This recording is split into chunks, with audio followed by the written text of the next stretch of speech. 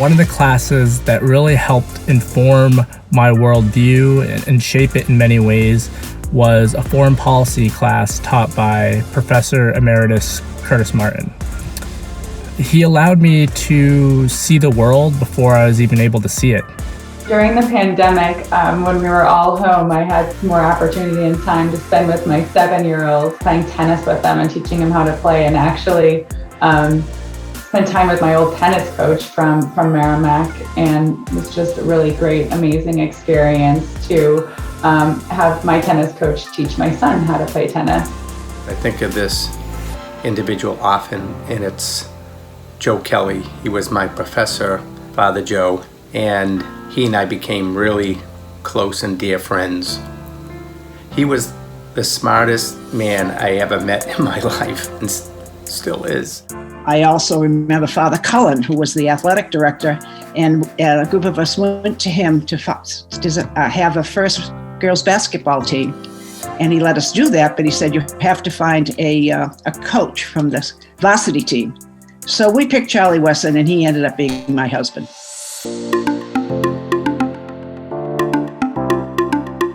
You know, when they taught us how to think independently and out of the box, and I think it's very relevant today, especially not only the pandemic, but just today's environment, social and business world.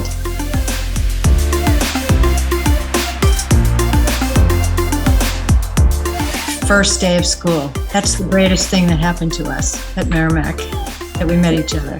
I vividly remember watching the Twin Towers fall in my dorm room, and it was really the driving force behind why I decided to join Air Force ROTC and then commission in 2005 into the military after graduation.